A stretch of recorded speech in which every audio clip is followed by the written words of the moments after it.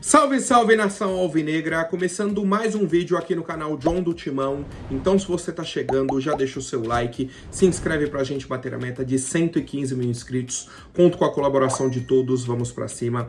E vai Corinthians, uma ótima terça-feira a todos os corintianos e corintianas que me acompanham. Já viram, né? Tô de camiseta nova aqui, vou contar pra vocês, né? Essa novidade. Peço que me sigam nas redes sociais também. E vamos pra cima, editor, pode rodar a vinheta.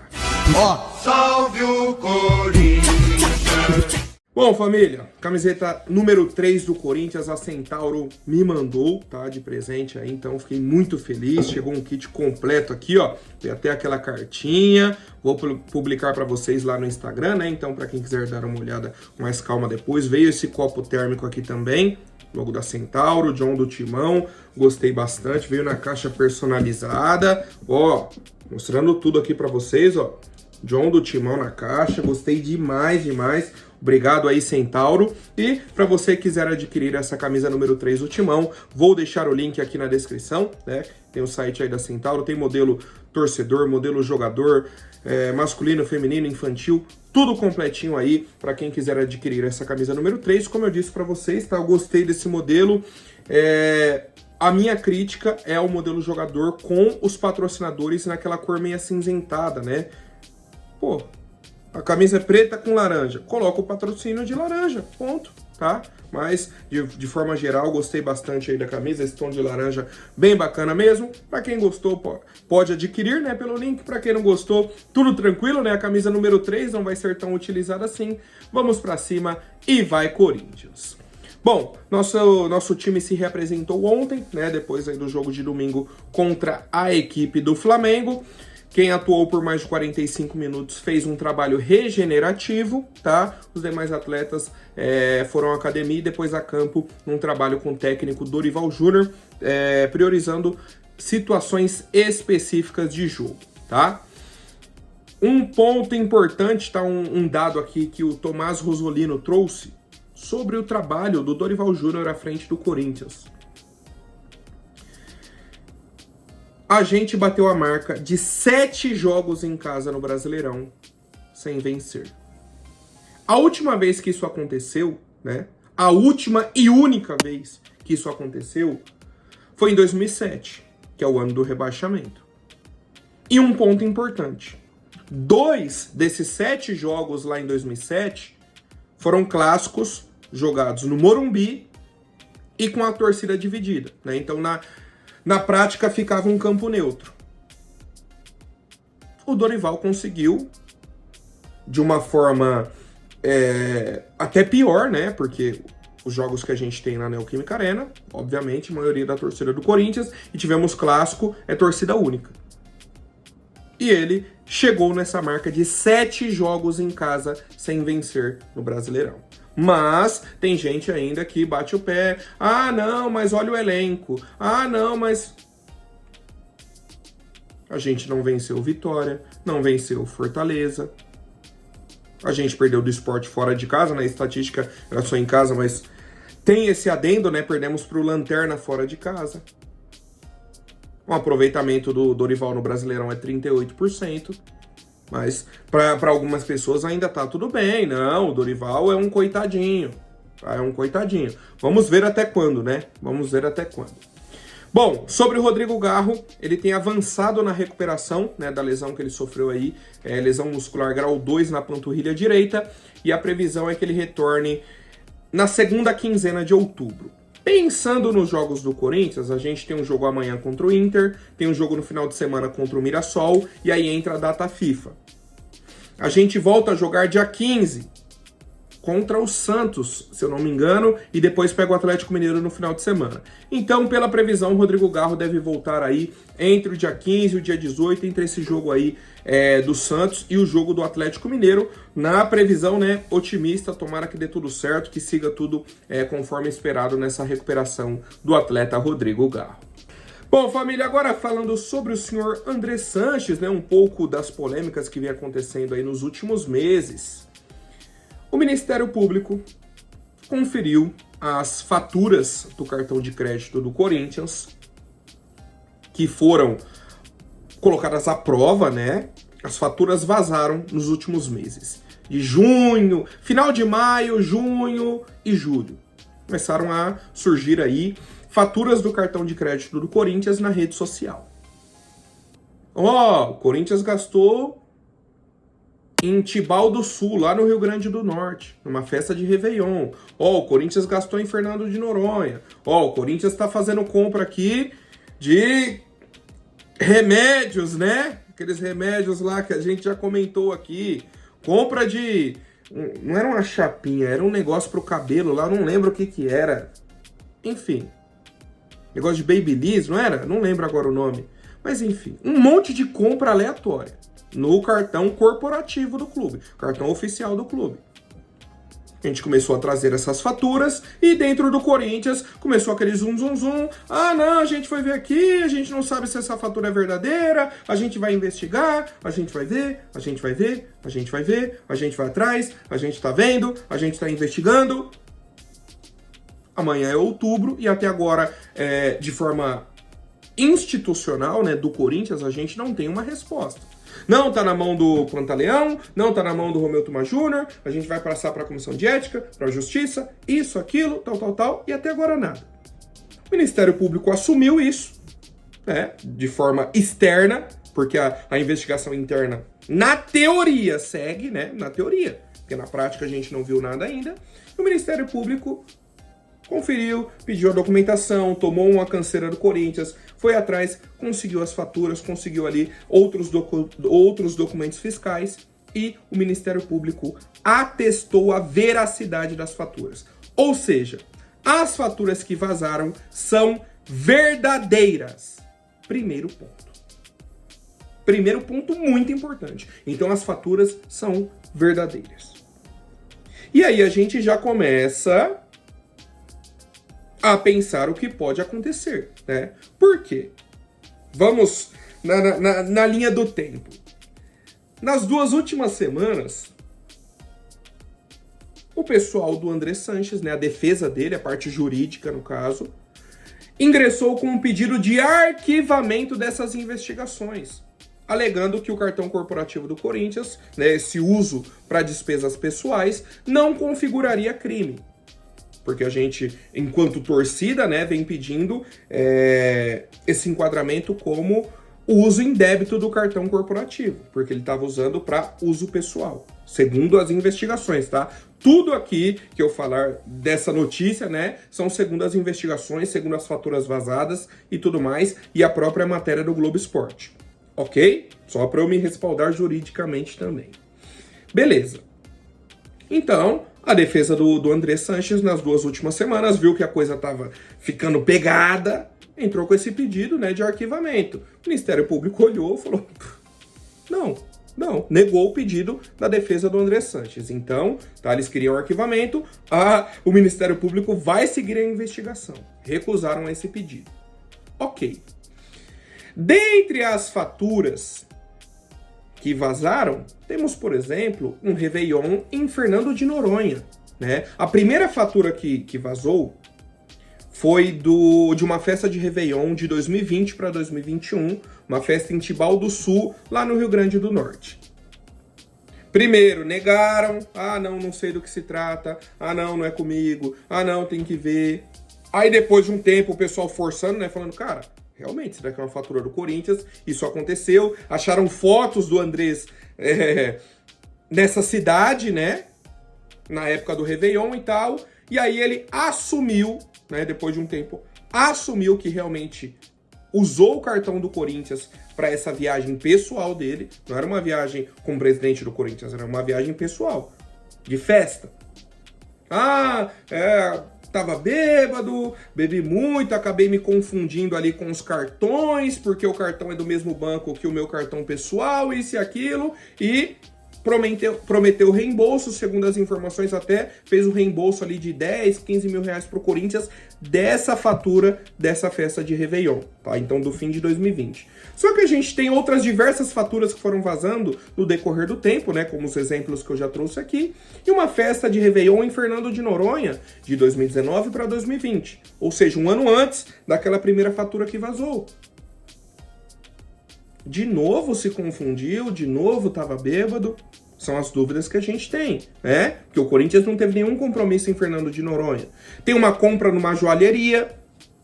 Aí eu pergunto, por que o Corinthians, né, fez uma compra numa joalheria? Qual era o compromisso institucional do clube com esse gasto? Novamente eu faço a pergunta. Por que Comissão de Justiça, Comissão de Ética não dão prioridade para esse caso? Será que está acontecendo alguma coisa interna? São as dúvidas que a gente tem, né? As dúvidas que o torcedor tem hoje. Porque o Ministério Público que está fazendo o trabalho que deveria ter sido feito pelo Conselho Fiscal, pelos órgãos fiscalizadores dentro do clube. Não dá para passar... E aí a gente não está falando de uma fatura, né? Olha o número de faturas que a gente tem com compras suspeitas. Compras em Fernando de Noronha. E aí, Andrés, qual vai ser a desculpa agora? É mentira do Ministério Público? É perseguição? É o quê? E para a gente fechar esse assunto, o Ministério Público, depois de confirmar a veracidade, as faturas são verdadeiras, intimou o André Sanches a prestar depoimento. E o ponto principal disso tudo, tá? Que tá me dando esse ponto de alegria, de esperança, e eu quero passar isso para vocês. O depoimento do Andrés não é como testemunha. O depoimento dele é como investigado. Certo? O Andrés não tá aqui, não, vou prestar o depoimento. Ele já está como investigado do caso por conta dessa veracidade das faturas. Então agora mudou. Tá melhorando, né? A gente comentou sobre isso há um tempo atrás, sobre as pequenas vitórias. É mais uma pequena vitória. Ele saiu de testemunha, de suspeito, já está como investigado. Como investigado realmente porque tem indícios, certo? Do Duílio, o Ministério Público já tem a questão da nota fiscal, daquele restaurante que a gente já trouxe aqui diversas vezes. Do Andrés, estamos com essas faturas.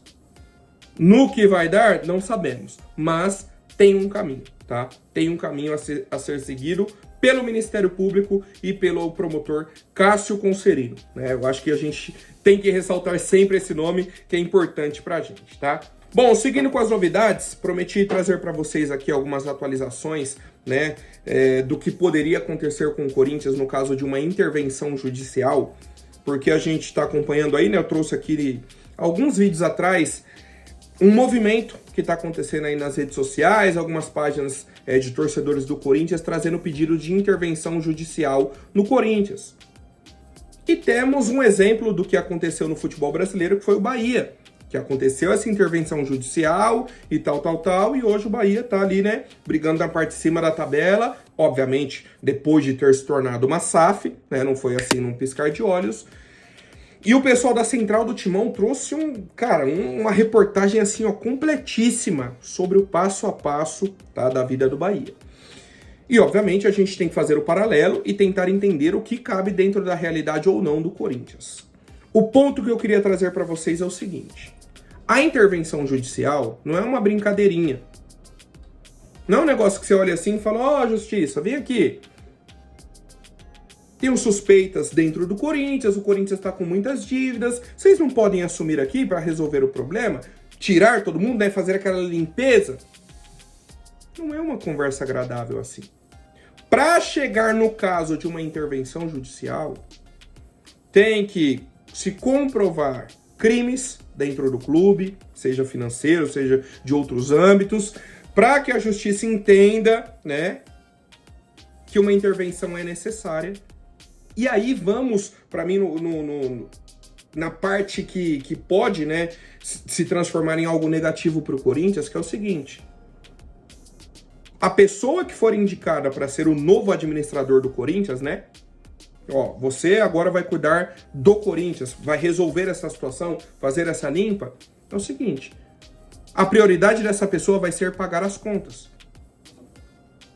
Não vai ser o futebol. O cara não vai estar se importando se o Corinthians é o primeiro colocado ou se é o último. Ele vai chegar, vai olhar a conta do clube, a gente tem isso de dinheiro, a gente tem tudo isso de dívida, a gente tem que pagar as dívidas. Como que a gente vai fazer? Vender ativos.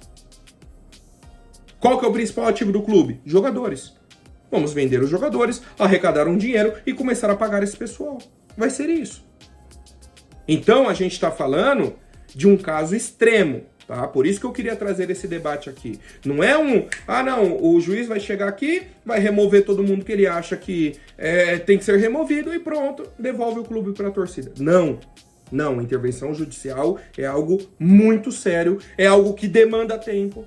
Não é algo que o cara vai chegar em um mês, devolve o clube e pronto. É algo de anos e anos. O Bahia, por exemplo, com intervenção judicial, caiu de divisão, foi rebaixado. O torcedor corintiano está disposto a isso? Para fazer essa limpeza? A chegar uma pessoa que não está nem aí pro clube e vai vender tudo, vai pagar as dívidas e vai entregar o time no 0-0, né? Ó, agora o time tá sem dívidas, tudo ok, devolve. E aí, quem que vai assumir depois? Como que vai ser esse pós? Sem dinheiro, sem grandes ativos, né? Um time fraco, um time provavelmente na segunda divisão, sabe? Então não é todo esse glamour que estão apresentando. Por isso que eu queria trazer esse debate aqui. E mais, tá? Eu quero saber a opinião de vocês. Acompanhe os comentários, eu quero entender, né, o que o torcedor corintiano tá pensando quanto a isso. Uma outra possibilidade que temos, né, que a gente vem debatendo aqui no canal também, é o projeto Safiel, um projeto de SAF para o Corinthians, onde os torcedores, né, os cotistas, seriam donos do clube também, né? O Parque São Jorge perderia um pouco do poder, a parte de futebol seria administrada pela Safiel, tá? Então o pessoal do Parque São Jorge ia cuidar do Parque São Jorge, dos outros esportes. A Safiel ia cuidar do futebol. E o que temos, né, até publiquei ontem no Instagram, é um marco. O projeto Safiel vai ser lançado no dia 28/10. No dia 28 de outubro, teremos o lançamento desse projeto. Eles já fizeram uma reunião com o Romeu Tuma Júnior. O Romeu Tuma Júnior pontuou algumas coisas, eles estão atualizando. Tiveram uma reunião agora nessa última semana com o Osmar Stabile também. Então, assim, eles estão se movimentando. Um projeto que a gente viu há 2-3 meses atrás, que eu trouxe até o vídeo para vocês aqui, ele já está até desatualizado. Porque tivemos mudanças, né? Muitas conversas com até torcedores organizados, com outros torcedores que se propuseram a ajudar. Pessoal, opa, o que tiver de ideia bacana, traz. A gente entende o que é bom, o que é ruim e atualiza o projeto. Então o projeto está sendo atualizado a cada semana, tá? A cada semana. E alguns pontos importantes que eu quero trazer para o torcedor corintiano, os pontos principais, tá? A gente já falou, né, bastante sobre o projeto Safiel, para explicar, demoraria um tempo maior, mas basicamente é o seguinte: os cotistas vão definir uma gestão ali, um conselho de administração profissional para o clube. Então não é que, eu vou chegar lá e eu vou cuidar da parte financeira. Tá, mas qual que é a sua experiência na parte financeira? Não, mas é porque eu sou amigo. Não. Tem que ser uma pessoa da área, com essa qualidade comprovada. Além disso, contratam um CEO para cuidar do clube, né, para administrar tudo isso, e vão supervisionar essa pessoa. Essa pessoa vai ser vigiada por diversos órgãos. Ó, nessa parte aqui ele está indo bem, isso daqui precisa melhorar, isso daqui está errado. Um ponto importante para o torcedor corintiano ter em mente: esse modelo da Safiel é o modelo utilizado na Apple, empresa aí de telefones celulares, computadores e tudo mais, no Google. O modelo do Google hoje é igual ao da Safiel, né? Vai ser igual ao do Google.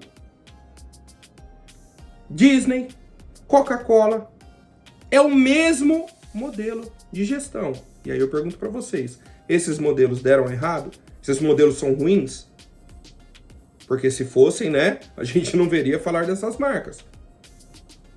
Então a gente tem ali um ponto de esperança com o modelo Safiel. O principal ponto o principal ponto assim negativo, tá, que eu trago é o seguinte: ele precisa ser aprovado pelas pessoas que hoje estão no poder do Corinthians. E essa, na minha visão, é a maior dificuldade, tá? É a maior dificuldade.